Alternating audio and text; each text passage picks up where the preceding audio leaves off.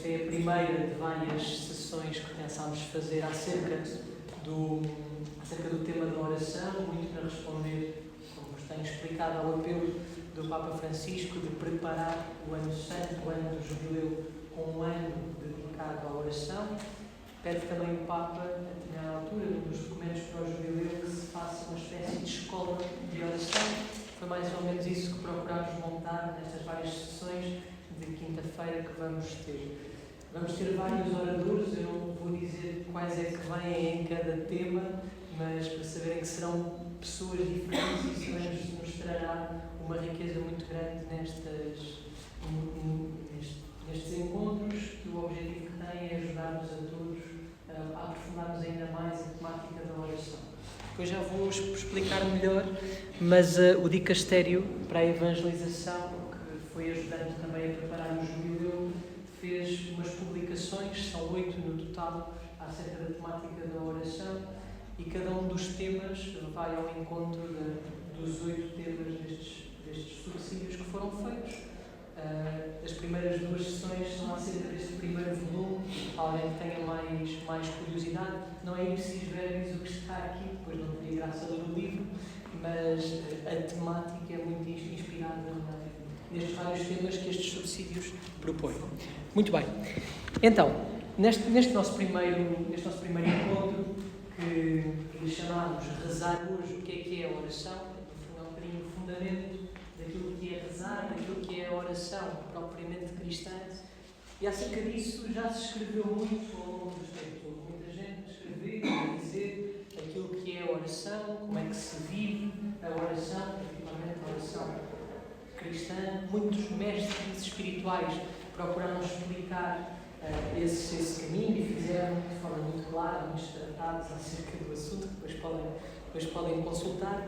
A própria tradição da Igreja foi acumulando essa tradição de muitos homens e de muitas mulheres que se dedicaram a Deus, que se dedicaram a essa intimidade com Ele e que nos permite perceber que a vida de oração traz frutos concretos, e é isso que desejamos também para nós, quando procuramos ser homens e mulheres orantes, que a nossa vida dê esses frutos quando procuramos que o nosso coração esteja voltado para Deus. No fundo é isto que a oração nos ajuda a fazer, a voltar a nossa vida para Deus, para alimentar, para manter uma relação com Ele, uma relação de amor com esse Deus.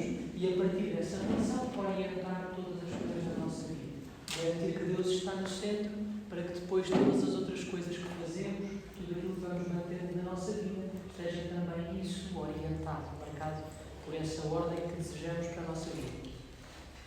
Ainda assim, a oração é alguma coisa que se aprende, sem dúvida, mas não pela leitura que fazemos acerca do tema, nem por uma qualquer aproximação intelectual que possamos querer fazer. Não é assim que se chega àquilo que é a oração de verdade.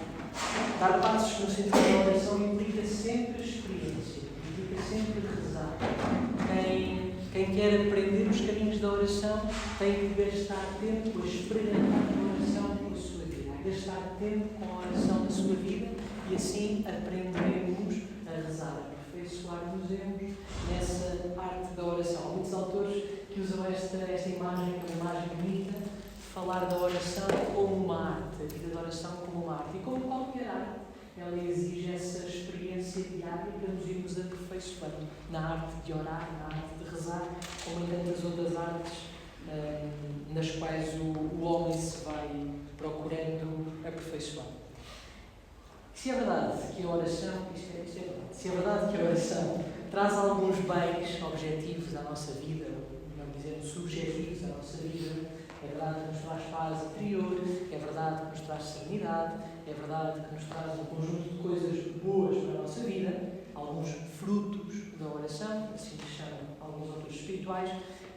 Esse não deve ser o motivo principal pelo qual rezamos. Aquelas ideias de sim, faço meditação, sim, dou tempo ao silêncio na minha vida, por aquilo que posso ganhar com essa prática, com essa técnica, não deve ser a motivação primeira daquilo que nos leva a procurar ter uma vida de oração, aquilo que nos leva a procurar viver e aprofundar essa relação com Deus. Aquilo que deve caracterizar Essa relação que queremos manter com Deus é de facto a fidelidade e o desejo do encontro com Ele. O desejo do encontro com Ele e a fidelidade nesse desejo. Isso é que deve sustentar os tempos de oração. Há o prior da comunidade monástica de Bose, em Itália, chamado Enzo Bianchi, assim, muito conhecido pelo aprofundamento que esta comunidade faz, não apenas da vida de oração, mas também da arte, da forma de oração, diz o seguinte para ilustrar isto que vos dizia há pouco. A oração cristã nunca poderá ser motivada pelo resultado subjetivo que se espera obter. Hoje, na verdade, mais do que nunca, somos tentados a fazer só o que for útil, eficaz, rendoso, mas esta é uma lógica radicalmente mundana e pagã. A oração cristã não promete um desempenho de vida individualista e nem sequer um êxito terapêutico, mas tende ao encontro com Deus, discernindo a sua presença na vida cotidiana, ajudando a contemplar pessoas e acontecimentos com o seu olhar. É muito importante isto que o prior da comunidade de Bose nos diz, porque de facto é muito fácil tornar a oração uma espécie de instrumento que nos leva a uma vida exatamente igual a todas as outras, uma vida mundana e pagã. Se fizermos da oração apenas uma técnica ou uma prática que é fruto do engenho humano. A oração não é isso. É a abertura do coração à relação com esse outro, que é o próprio Deus, de quem nos aproximamos sempre com esta humildade de coração para aprendermos a conhecer em Deus e aquilo que tem a dizer à nossa vida. Precisamos de aprender a rezar, não há dúvida, devemos desejar e precisamos também de quem nos ensina. Quem nos ensina a rezar, mestres de oração que nos mostrem, que nos expliquem como é para podermos também nós experimentar aquilo que a oração pode ser na nossa vida. A oração cristã, a oração propriamente cristã, infelizmente, talvez não brota espontaneamente do nosso coração. Não é alguma coisa que nasça connosco nesse sentido, com outras inclinações naturais que temos em nós, como respirar, que já estão gravadas naquilo que é o nosso organismo, a nossa forma orgânica de ser. Não nascemos a saber rezar, ainda que identifiquemos em nós, no nosso coração, esse desejo, esse impulso que nos eleva, que nos conduz a Deus. Infelizmente, essa inclinação que está presente no coração de todos os homens, esse desejo profundo, que Santo Agostinho também se refere, né? Criastes-nos para vós, Senhor, e a nossa alma nem quieta, enquanto não repousa em vós, a este desejo de Deus que existe no coração de cada homem. Mas a par dessa inclinação, desse desejo, ele pode encontrar-se muitas vezes escondido por tantas outras inclinações, por tantos outros desejos que fazem também parte da nossa experiência humana e que às vezes vão silenciando este desejo de Deus que trazemos do nosso coração, ao ponto de até podermos achar que essa inclinação de fundo, por isso simplesmente não existe na nossa vida. Pode estar tão adormecida que até achamos que em nós não existe o desejo de Deus.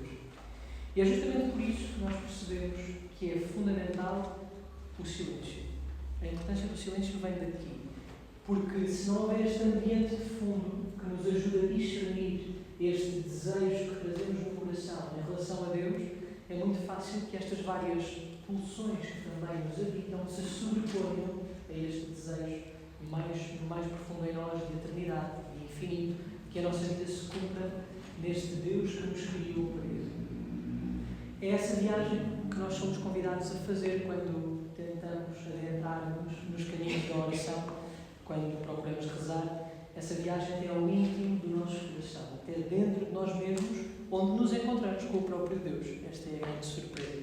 Quando fazemos esta viagem até ao interior de nós, descobrimos que Deus nos habita. Nas palavras de Santo Agostinho, eu li também que Deus é o mais íntimo do seu íntimo. É muito bonita a experiência de conversão de Santo Agostinho, porque passa justamente por aqui. Ele procurava fora dar resposta a esse desejo infinito que encontrava no seu coração e às tantas apercebe-se que depois de muito procurar fora, percebeu que estava dentro aquilo que o seu coração tanto desejava, aquilo que respondia aos desejos de infinito, de felicidade que Agostinho na altura encontrava no seu coração. Essa procura fora da azáfama da vida contrasta com aquilo que só encontraremos quando tivermos a coragem de nos recolhermos no interior de nós mesmos, daí a importância do silêncio, onde a voz de Deus ressoa e nos convida ao encontro pessoal com Ele.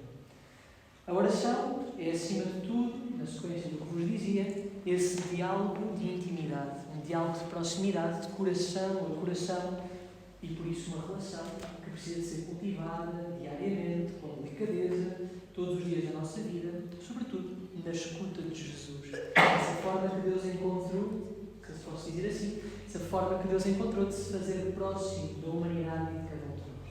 O mistério da encarnação é isso que traz de grande novidade à nossa vida humana. É mostrar que Deus se aproximou para se relacionar pessoalmente com cada um de nós.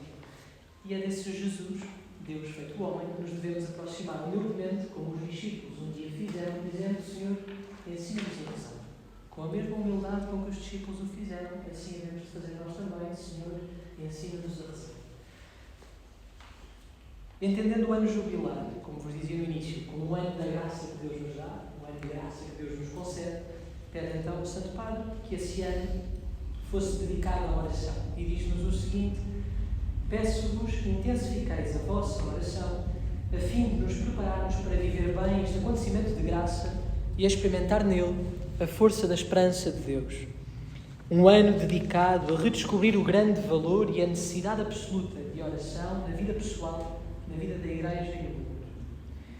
Este sentido da oração, como nos diz o Papa Francisco, enquanto o aprofundamento da relação pessoal com Deus, ajuda a que procuremos renovar o nosso encontro pessoal com Deus que está aqui ao nosso lado na história da nossa vida, que acompanha os nossos passos da história da nossa vida. Isso implica que disponhamos o nosso coração para recebermos tudo aquilo que o Senhor nos quiser oferecer neste ano de graça, que é o jubileu. Continua o Papa: através da oração poderemos chegar com um coração pronto a acolher os dons de graça e de perdão que o jubileu oferecerá, como expressão viva da nossa relação com Deus. E segue o convite: mergulhemos, pois, com a oração nesse diálogo contínuo com o Criador, descobrindo a alegria do silêncio, a paz do abandono e a força da intercessão na comunhão entre os santos. No texto aparece quase a oração como aquilo que põe o nosso coração a jeito para recebermos aquilo que Deus nos quer dar. Mas a oração não é apenas preparatória para isso, para os dons que Deus quiser conceder à nossa vida, nem deve apenas marcar os grandes acontecimentos da vida de cada um de nós. É, acima de tudo, imprescindível para que o nosso coração possa tomar consciência de que todas as coisas acontecem por Cristo, com Cristo e em Cristo, assim rezamos na Eucaristia. Numa frase de São Paulo: é nele realmente que vivemos, nos movemos e existimos. Assim São Paulo diz no Areópago, àquela multidão que o ouvia, muitos deles pagãos, muitos deles que não conheciam ainda Jesus, e foi a esses que São Paulo anunciou, o primeiro anúncio cristão, mostrando que a vida dos cristãos, a vida de quem se diz cristão, é uma vida que implica que tomemos a consciência de que estamos sempre mergulhados em Deus. A nossa vida acontece mergulhada em Deus. É Deus que nos envolve permanentemente, em todos os momentos. E por isso não faz sentido alguns dualismos que às vezes associamos à própria oração ou à vida espiritual. Faço isto e aquilo, faço algumas coisas no meu calendário, levo as minhas tarefas a cabo, assumo as minhas responsabilidades e, eventualmente, disponho de algum tempo para rezar. Este tipo de dualismo, que às vezes acontece no nosso coração, é muito típico, é muito habitual. E por isso a oração não se pode limitar ao tempo explícito em que nos colocamos na presença de Deus e muito menos se pode cingir às minutinhas de tempo que às vezes deixamos para Deus ou que às vezes lhe dedicamos. A Deus não podemos dar apenas as sobras, aquilo que nos resta, porque o Senhor reclama sempre a totalidade daquilo que somos. Deus quer-nos inteiros sempre. Deus quer a totalidade daquilo que nós somos em cada momento da nossa vida. É isso que Deus deseja, essa totalidade do nosso ser. Por isso, o exercício da oração, por isso rezar, mais do que esses momentos explícitos que lhe dedicamos a Ele, tem mais a ver com a transformação do nosso próprio olhar, que permite reconhecer que Deus está sempre presente na nossa vida, na nossa história, em todos os momentos da nossa vida, e a inteireza como nos colocamos diante de Deus em todos os momentos da nossa vida, mais uma vez. Vivida assim, a vida de oração não se apresenta, isto é importante, como uma alternativa ao trabalho e aos compromissos que somos chamados a realizar durante o dia, mas sim como aquilo que acompanha cada ação da vida, mesmo nos momentos em que não as solicitamos. Isto permite-nos fugir de duas tentações, que acontecem muitas vezes. Uma tentação, o ativismo desenfreado, que nos esvazia de tudo o que é espiritual e que nos afasta do sentido profundo das coisas, fazer, por fazer, ao ponto das coisas perderem o seu próprio sentido, porque deixaram de ter esse substrato espiritual que sustenta as nossas atividades, a nossa ação de todos os dias e mesmo o bem que fazemos. Mas também nos faz fugir de uma outra tentação, também muito habitual, salvaguarda-nos, de um certo espiritualismo desencarnado, onde a experiência espiritual pode ser quase, e há muitas espiritualidades por aí que apontam nesse sentido, o caminho espiritual ser quase uma fuga ao encontro com a realidade, com a dureza das coisas com que nos confrontamos, incluindo os nossos deveres, o compromisso que a realidade nos exige. Portanto, são duas pontas do pêndulo às quais precisamos estar atentos para viver a oração no seu sentido profundo e não cair em nenhum destes extremos. Quer num ativismo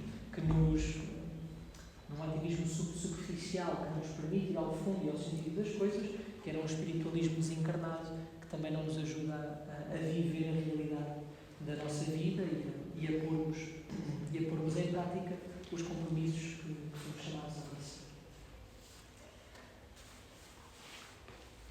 O que é então a oração? Já falámos de muitas coisas. A oração é, acima de tudo, um caminho para descobrir mais a Deus, para conhecermos Deus na relação pessoal com Ele, a fim de nos conhecermos a nós próprios melhor. Porque na medida em que conhecemos o Senhor, encontramos também o espelho para nos compreendermos melhor a nós próprios, para nos conhecermos em verdade, na profundidade. As palavras do Papa Francisco, que durante vários meses, foi um ano e um bocadinho, dedicou as audiências de quarta-feira a este tema da oração, e passo a citar: a oração é um diálogo íntimo com o Criador, um diálogo que parte do coração humano para chegar ao coração de Deus, à sua misericórdia capaz de transformar a nossa vida. E é na oração, nessa relação íntima com Deus, que experimentamos o quanto somos por Ele amados. Nesse tempo que dedicamos a cuidar da relação com esse Deus que se faz próximo de nós, experimentamos o quanto somos amados por Ele. E é essa certeza que experimentamos na relação íntima com Deus que permite encontrar depois a força para vencer os obstáculos da vida. Porque no confronto com Deus reconhecemos a nossa dignidade, a verdade daquilo que somos, o quanto somos amados, e é aí que encontramos o alicerce, a força, como dizia, necessária para abraçar depois com coragem os desafios que a vida nos vai trazer.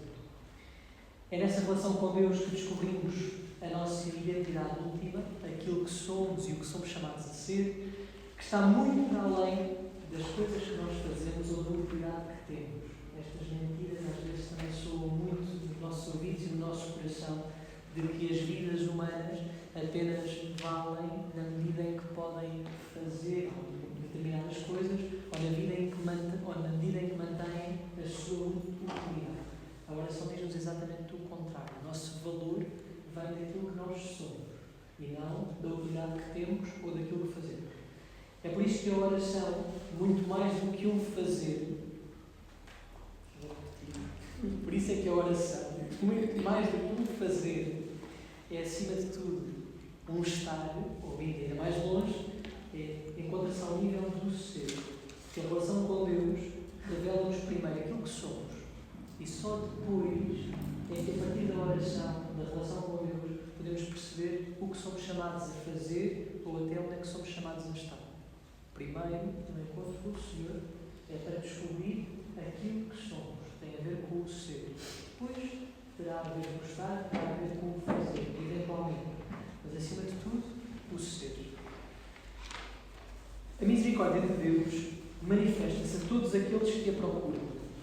E, por isso, a oração exige sempre a verdade daquilo que somos, Autenticidade. Muito importante quando falamos de oração, falarmos também de autenticidade.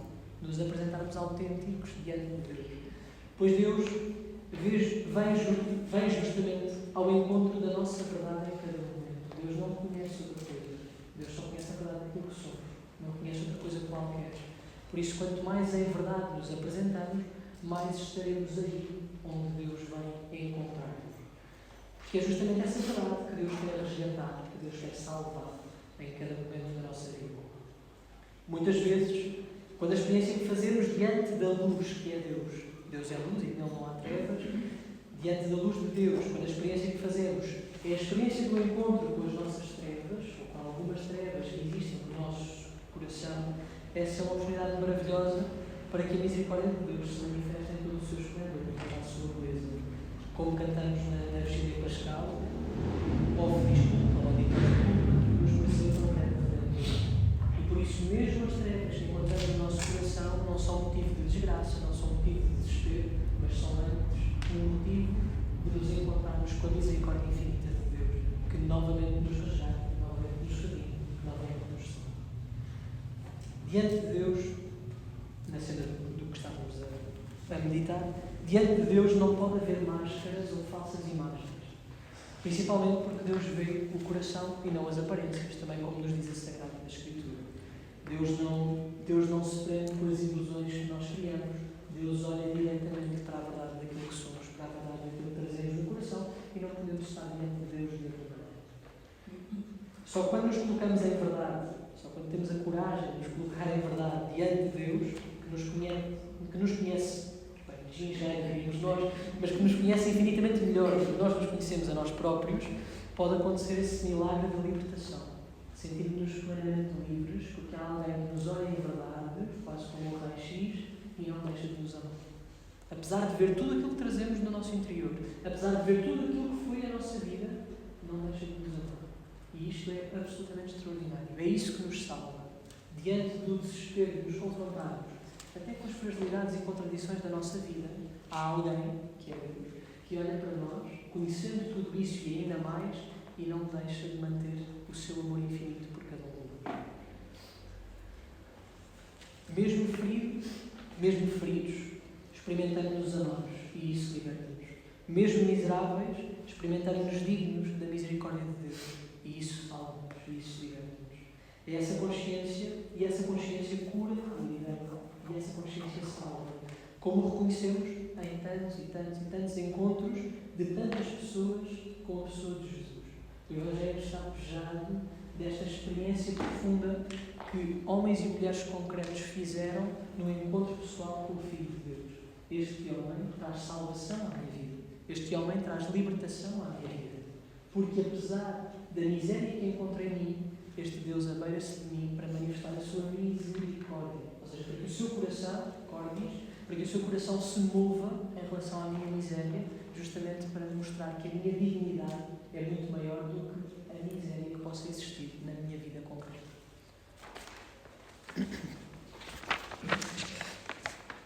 Ponto importante. Damos um bocadinho de capítulo, respiramos um bocadinho.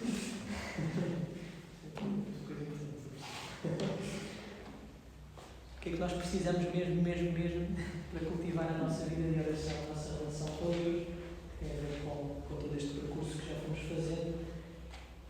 A necessidade da virtude da humildade. Humildade, muito importante. A mãe de todas as virtudes, a raiz de todas as virtudes, sem ela não vamos lá nenhuma da nossa relação com Deus.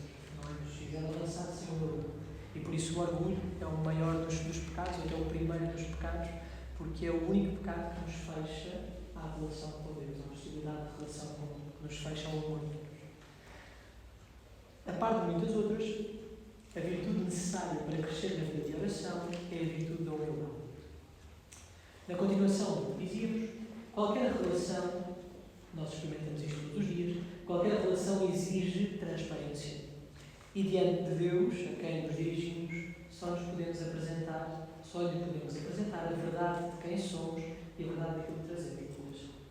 A humildade é esta capacidade de nos apresentarmos assim, com simplicidade, diante de Deus, que nos conhece por dentro e àquilo que desejamos e precisamos muito antes de o pedirmos. Deus conhece isso tudo. Como dizia Santa Teresa d'Ávila, uma grande mestra da oração, no seu livro da vida, a humildade é a verdade. Uma frase que ficou célebre até através da Santa Teresinha, que eu usava muito nos seus escritos. A humildade é a verdade. Portanto, a humildade genuína nada tem a ver com o exagero do humilismo, da humilhação, do desprezo do próprio valor e qualidades. Não é isto, humildade. Ser humilde é reconhecer tudo aquilo que há em nós, também aquilo que há de bom e também aquilo que há de menos bom, sabendo atribuir à sua fonte, Deus e as suas graças, como as pessoas. Este é o caminho para cultivarmos a virtude da humildade no nosso coração. A humildade é a verdade. Gravar esta frase no nosso coração é muito importante para não andarmos com definições erradas da humildade, mas percebermos ao mesmo tempo que sem percorrer este caminho não é possível uma vida de oração plena, porque nunca nos colocaremos em verdade diante de Deus. Como é evidente, na Sagrada Escritura, em muitas passagens, é aos humildes que o Senhor atende, correto. Vemos isto em Nossa Senhora, é talvez o ícone máximo da humildade, mas em tantos. Os salmos estão pejados de afirmações neste sentido e várias passagens que eu quero repetir, quer no Novo Testamento. Deus está a atender aos soberbos, Deus move-se rapidamente em relação ao pedido dos humildes. Isso torna-se evidente na vida de muitos santos que cresceram na relação com Deus, porque nunca deixaram de cultivar esta importante virtude da humildade. Como diria São Francisco Xavier, esta frase também é muito bonita pela profundidade que tem, não que seja assim um artifício literário, mas São Francisco Xavier diz com clareza: para Deus sobe-se descendo. Isto também penso que seja comum, mais ou menos, estaremos ouvindo por aí, e efetivamente é esse o caminho que percorremos para o céu. Noutra fórmula da frase também se diz: para o céu sobe-se descendo, e a verdade é essa. Efetivamente alcançamos assim o coração de Deus, descendo. Para voar até Ele são necessárias as asas da humildade. A oração será sempre mais do que a iniciativa pessoal, que nós próprios possamos ter a nossa boa vontade, a nossa virtude, a nossa boa prática, é a ação do Espírito de Deus em nós. A oração é, acima de tudo, a ação do Espírito de Deus no nosso coração, que, como refere São Paulo, vem até nós, vem ao nosso coração, com gemidos inefáveis, pois não sabemos o que pedir. Muitas vezes não sabemos nem como nos dirigir a Deus, nem o que é que devemos pedir. É o Espírito que deixa o nosso coração para, com estes gemidos inefáveis, fazer chegar ao Pai as intenções do nosso coração que Deus conhece. Ainda numa outra passagem, também São Paulo, diz ele, o apóstolo, que é o mesmo Espírito que, habitando nos nossos corações, clama: Abba, Paizinho. Esta frase tão bonita, esta palavra tão bonita que Jesus usava e nos convida também a nós a usar. Tratarmos a Deus por Pai, tratarmos a Deus por Paizinho. Fazendo-nos chegar estas intenções profundas que trazemos no nosso coração. A oração coleta deste domingo e ao longo desta semana dizia isto: para que Deus nos conceda até aquilo que nem sequer ousamos pedir. Nem é os pedidos que trazemos no nosso coração, é até aquilo que nós nem temos a coragem de pedir. Dizia a oração coleta ao longo desta semana, no domingo passado, ao longo desta semana. Não posso deixar de tocar no Evangelho de hoje, sei que já tivemos a homilia, mas vem muito a propósito da forma como Jesus fala da oração neste Evangelho, porque retrata muito bem o mistério que a oração é, onde o próprio Deus nos convida a viver a oração como esta relação de confiança com Ele, dirigindo-nos humildemente ao Senhor, que nos concederá sempre, ainda que não aquilo que nós pedirmos, aquilo que precisamos a cada momento. O Senhor, como nosso experimentador da nossa vida, e isso gera frustração no nosso coração, nem sempre nos dá aquilo que nós pedimos em cada momento, mas dá-nos sempre certeza daquilo que nós precisamos em cada momento, sem sombra de dúvidas. Um bocadinho ao jeito da relação entre os pais e os filhos. Quantas vezes os filhos pedem tantas coisas aos pais e os pais, antes de acederem sempre aos pedidos dos filhos, querem, acima de tudo, o bem daqueles que ajudam a crescer. Por isso, algumas coisas dão, outras também não, atendendo a esse bem maior que desejam para os filhos. Quanto mais Deus, que conhece justamente aquilo que nós precisamos, precisamos em cada momento. Bem, já agora posso recordar as palavras do Evangelho.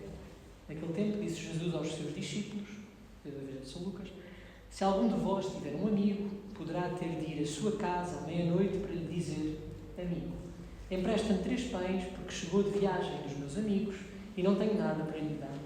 Ele poderá responder lá de dentro: não me incomodes, a porta está fechada, eu e os meus filhos estamos deitados e não posso levantar para te dar pães. Eu vos digo, se ele não se levantar por ser amigo, ao menos por causa da sua insistência, levantar-se-á para lhe dar tudo aquilo de que precisa. Também vos digo, pedi e dar-se-vos-á, procurai e encontrareis, batei à porta e abrir-se-vos-á, porque quem pede recebe, quem procura encontra, e a quem bate à porta abrir-se-á. Se um de vós for pai e um filho lhe pedir peixe, em vez de peixe, dar-lhe-á uma serpente. E se lhe pedir um ovo, dar-lhe-á um escorpião. Se vós, que sois maus, sabeis dar coisas boas aos vossos filhos, quanto mais o Pai do céu dará o Espírito Santo àqueles que lhe pedem. É muito bonita esta forma como Jesus nos exorta a abrir o nosso coração diante de Deus. Com estes pedidos que trazemos no nosso coração, acerca da nossa vida, acerca da vida daqueles que amamos, daqueles que nos rodeiam. E a oração tem muito a ver com isso, com essa simplicidade com que nos colocamos diante daquele a quem damos por paizinho, por papá, a fim de apresentarmos as nossas preocupações, tudo aquilo que trazemos no nosso coração, ainda que Deus já as conheça. A questão não se prende tanto, este ponto também é importante, a questão não se prende tanto com a repetição ou a insistência como o fazemos, ainda que esta parábola aluda nesse sentido, mas com a verdade e com a confiança com que nos dirigimos a Deus. Há muitas curas que acontecem no Evangelho por causa da confiança, da fé que as pessoas que se dirigem a Jesus têm ou manifestam. Jesus concede determinada graça por causa da fé. Vai, a tua fé te salva. Esta confiança profunda em Deus permite alcançar aquilo que pedimos, sem pôr em causa aquilo que se dissemos. As fórmulas da oração que muito podem ajudar. É bom não demonizar fórmulas. Às vezes anda aí o exército que gosta de demonizar as fórmulas não têm que ser más. Não é preciso demonizar. As fórmulas que muito podem ajudar a profundidade da vida da oração mostram-nos a vida de muitos santos ao longo da história. Gente que viveu santamente e alimentou a sua oração através de muitas fórmulas. Nós vemos pela fecundidade na vida de muita gente. As fórmulas só se tornarão uma dificuldade quando as entendermos como uma prática de magia. Quando entendermos que dizemos alguma coisa, um conjunto de palavras que realizam determinado efeito. E nós não utilizamos fórmulas mágicas para convencer a Deus ou aquilo, para obrigar Deus a fazer aquilo que nós pedimos.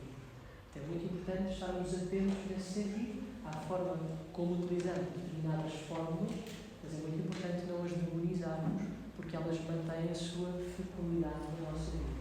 Aliás, a oração do terço, que é uma das orações de repetição mais conhecidas, surge justamente para ajudar as pessoas que possam ter mais dificuldade em fazer uma oração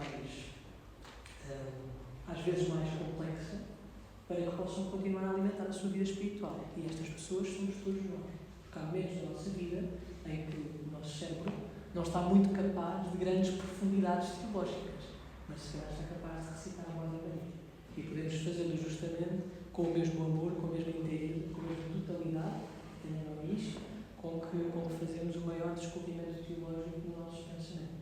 Não nos pese uma em detrimento da outra, mas elas aplicam-se a determinados momentos da nossa vida e são importantes em determinados, não só estados, mas momentos do nosso vida. As fórmulas podem muito bem ser essa porta de entrada para aceder ao coração misericordioso de Deus, mantendo esta oração constante de que Jesus também nos convida. Orai sem cessar. Orai sem cessar. Somente com o coração humilde, se pode obter de facto a misericórdia de Deus. É necessário um coração puro para que a oração seja vital e mostre a Deus o que precisamos, tal como fez o cobrador de impostos no templo. Dizia o Papa Francisco, a oração não é uma varinha mágica. Não é uma fórmula rígida que, se repetida corretamente, dá, como num comércio, o produto solicitado. Na oração, é Deus que deve converter-nos. Não somos nós que devemos converter Deus. É Deus que deve converter-nos na oração. É por isso que lhe pedimos. Mesmo quando Ele já sabe aquilo que nós precisamos, nós pedimos ainda mesmo. Porquê? Porque isso transforma também o nosso coração. Isso alimenta a nossa confiança e predispõe-nos para estarmos mais confiados diante de Deus. Acreditar que este Deus que me ama ouve as minhas súplicas e me dará aquilo que é bom em cada um. O que é oferecido deve ser a nossa própria vida, até mesmo a nossa miséria. Só assim poderemos experimentar a compaixão de Deus, como um pai vem ao encontro dos seus filhos, cheio de amor misericordioso. Uma introdução bonita proposta pelo missal de hoje a esta leitura, a esta passagem do Evangelho, ajuda-nos a compreender o seu sentido mais profundo, que também já fomos procurando perceber aqui. A oração é, antes de mais, um ato de louvor a Deus. Louvamos a Deus com a oração. Mas este louvor logo se transforma em súplica, ao reconhecer-se que Deus, que se mostrou tantas vezes atento às necessidades dos homens, continua a ser sempre a fonte e a origem de todo o bem, porque é assim a própria natureza de Deus. Por isso, Jesus não cessa de nos dizer que devemos insistir sempre na oração e na oração de súplica. Devemos. Com esta insistência, o Senhor quer despertar a nossa fé para que o invoquemos e a nossa humildade para sabermos reconhecer que precisamos dele e não nos fecharmos na nossa autossuficiência, bem pouco suficiente. O orgulho. Aquilo que nos fecha em nós próprios e a achar que nos valemos. Indicações práticas. Já damos aqui por muitos sítios algumas indicações práticas para quem quer dar os primeiros, os segundos, os terceiros e 40 passos. Os desafios do nosso tempo, que são muitos, que os conhecemos também, requerem da nossa parte que sejamos homens e mulheres de oração. Isto não é verdade apenas para as vocações mais contemplativas ou para aquelas vocações na igreja que se dedicam mais inteiramente à oração de intercessão, à oração de contemplação, é para todos os batizados. Todos precisamos de viver alimentados pela oração, ou seja, alimentados pela relação com a vida. Que vivamos com profundidade a espiritualidade cristã, compreendendo que a relação com Deus é algo constitutivo do nosso ser, é algo que tem a ver com aquilo que somos, em todas as circunstâncias da vida, mas com certeza que se alimenta de momentos explícitos em que estamos a sós com o nosso bom Deus. Para garantir que toda a nossa vida é oração, é preciso tirar tempos explícitos para estar com os senhores. Tornar-se-á cada vez mais evidente a presença de Deus em todos os momentos da vida, se lhe consagrarmos momentos concretos do nosso diário. É isso que nos permitirá, como dizia no início, transformar o olhar para reconhecermos Deus em todas as coisas, em todos os momentos. Isso não quer dizer pensar em Deus 24 horas por dia, mas é garantir que a nossa vida, em todos os momentos, toma consciência desse Deus que nos envolve e que nos acompanha. Se é verdade que em alguns momentos do nosso pensamento pode levar-se até Deus, a nossa própria vida, a forma como tomamos as nossas decisões, como fazemos as nossas escolhas, se garantirmos que temos momentos explícitos para a oração, para o encontro com Deus, essas decisões serão certamente mais inspiradas, mais cheias do Espírito. O mais importante para que a relação cresça, esta talvez a primeira pista, é sem sombra de dúvida a fidelidade. Sermos fiéis, permanecermos fiéis. Eu digo isto muitas vezes, mas mais do que a quantidade, mais do que a qualidade, o importante é a totalidade ou a fidelidade como nós o fazemos. Nas palavras do Papa Bento XVI, quando nos visitou aqui em Lisboa, a fidelidade é o amor que se estende no tempo, o amor prolongado no tempo. E que permite a concretização desse amor que somos chamados a viver em relação a Deus, amar a Deus sobre todas as coisas. Diz-nos Jesus no Evangelho como um dos mandamentos que resume todo o amor, amar a Deus sobre todas as coisas. Só uma citação aqui deste livrinho do Sr. Padre David Maria Turoldo, que eu acho que é uma citação muito bonita que ilustra o tempo que nós vivemos e como é como é que a vida de oração responde aos desafios do nosso tempo. Como manter uma vida de oração responde aos desafios do nosso tempo. Diz assim: creio que o homem não se pode realizar sem o silêncio e sem a oração. Aquilo que mais falta a este nosso tempo, a esta civilização, é o espírito de oração. Eis a verdadeira revolução. O mundo não reza, eu rezo. O mundo não faz silêncio, eu faço silêncio e ponho-me à escuta. A revolução não consiste em romper ou destruir, mas em insuflar um espírito novo das formas de sempre. Aquilo que mais nos falta é, precisamente, a relação com o mistério, a abertura ao infinito de Deus. Por isso, o homem está tão sozinho, inepto e ameaçado. É essa a característica da civilização do fracasso. Já não se faz silêncio, já não se contempla. Perdeu-se o verdadeiro valor das coisas. E este é um tempo sem cantos. Hoje não se canta. Hoje berra-se, grita-se. Estamos precisamente na civilização do estrépito. Tempo sem oração, sem silêncio e, portanto, sem escuta. Já ninguém escuta ninguém. Não é por acaso que estes tempos não têm alegria, porque a alegria vem de muito longe. É preciso escavar em profundidade. É preciso voltar a rezar.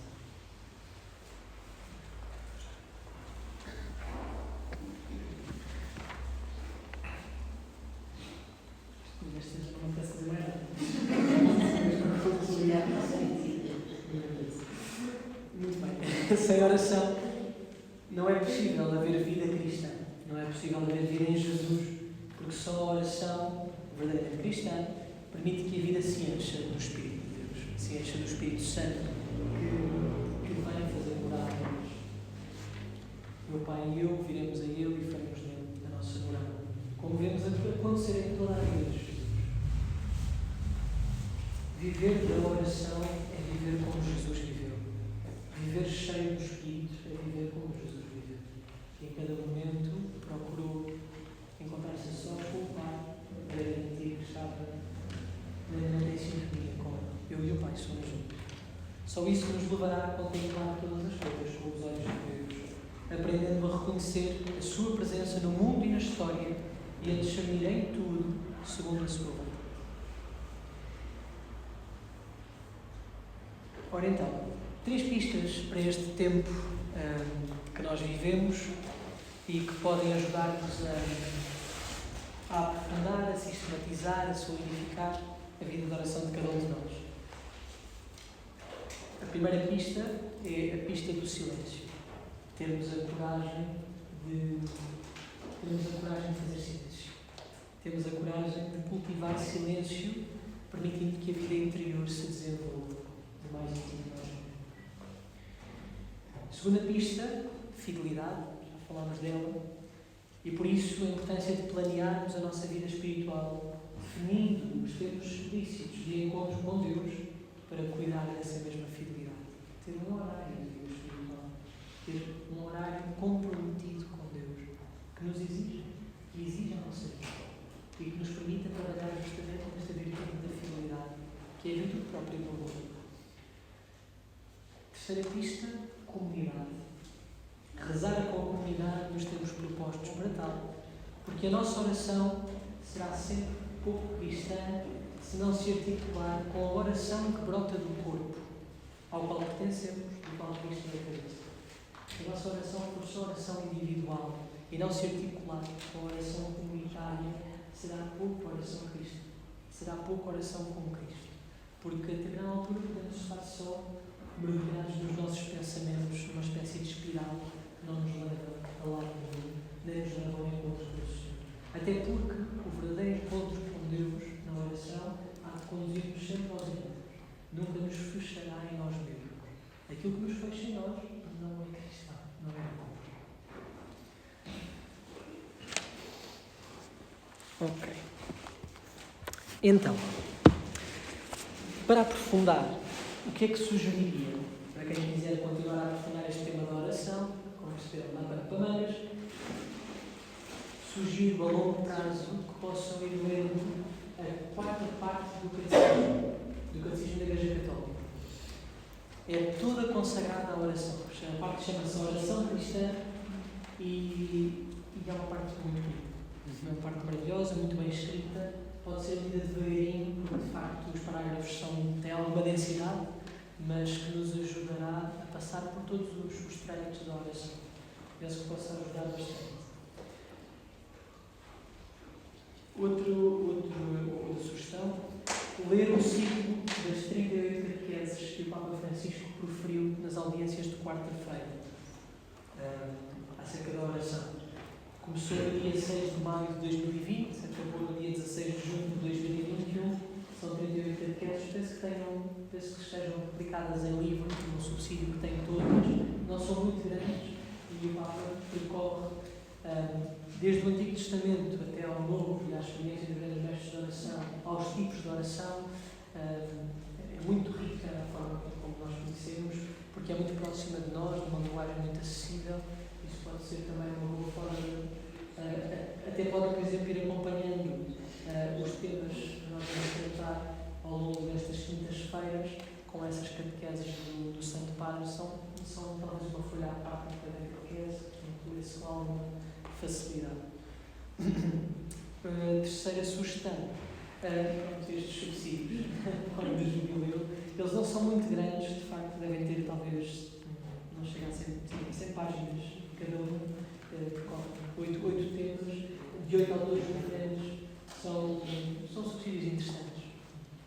Eu conheço 2, li 2 já, ainda não li os outros, ainda não os comprei, mas pode ajudar a quem tem essa curiosidade. Então, no final de cada sessão, para que isto não fique só uma conversa, já agora redescobri isto, que é muito bonito também. A Paulus, há uns anos, editou uns textos do Enzo Bianchi, que vos tinha dito, do tal período da comunidade monástica Peloso. No fundo, são os temas fundamentais da vida espiritual cristã, e o primeiro dos temas é mesmo acerca da oração, a aventura interior e a oração, e é de uma simplicidade e de uma profundidade imensas. Redescobri isto e achei muito bonito, de uma forma simples, como está escrito e pelo que diz. Como vos dizia, para não ficarmos apenas neste